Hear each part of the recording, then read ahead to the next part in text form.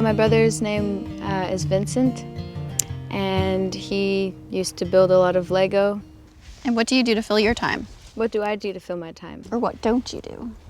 That's a really good question because I just change hobbies all of the time. Can't stay. I have a very short attention span. But I'd say the main things would be that have stayed steady have been singing and hockey. Cool. My name is Richard St. Jean. I lost my twin brother Tom when we were 17. He died a pulmonary embolism, which is very similar to a heart attack. And then what do you fill your time with? I work a lot.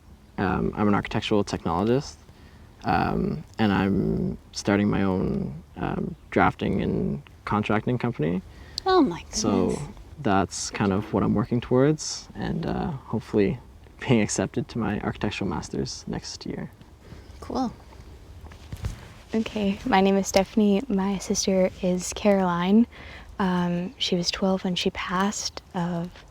She had a genetic disease that was life-limiting. Most kids who have, so the disease was called trisomy 13. I think it's like the doubling of or the tripling of the 13th chromosome.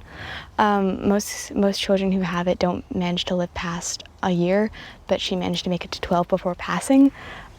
She loved, so essentially she was 12, but she had like the mind of like a 2-year-old in some ways.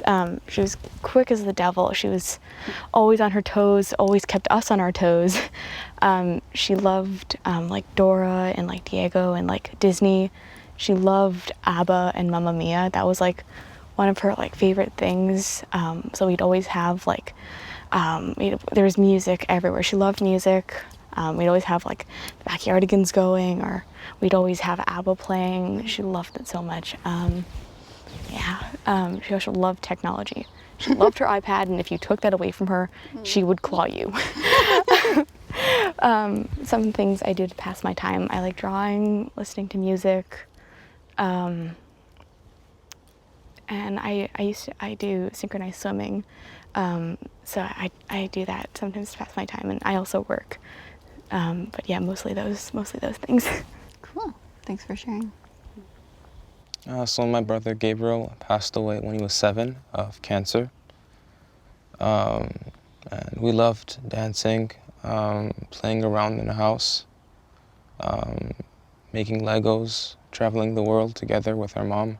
And so he passed away of brain cancer in 2016. And I was fortunate enough to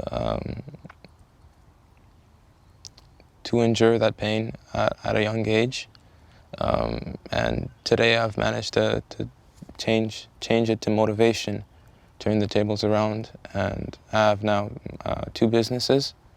I have my podcast and then another business with classes with some friends, and so I like to play sports. Ride my bike, play basketball, and I love to read and watch anime all the time. I was completely unprepared to lose anyone, especially someone so young. It was like completely out of the blue. It was unexpected. So for me, and I didn't know really anyone who'd had the same experience. So for me, I didn't really have anything that anyone had told me. So I kind of had to figure things out for myself in terms of being at my age and having a sibling die, because it was a new experience for sure, and I didn't know very many people who'd had the same experience. If I was going to pass on any one bit of advice that I kind of learned on my own, it would be that the stages of grief are not static. They're dynamic, and so whatever stages of grief you're going through now, they might come back and they might be different the next day, but you really don't know what you're gonna feel. So you kind of allow yourself to feel it, and then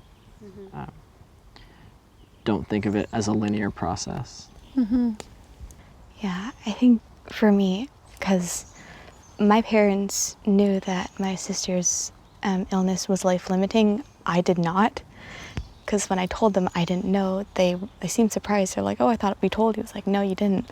So for me, I think all these new emotions that I didn't know, I mean, sure, you know, it's not the same, because people say, oh, you know, my pet died or something, but it's not really the same as this is like an actual person you had a connection with.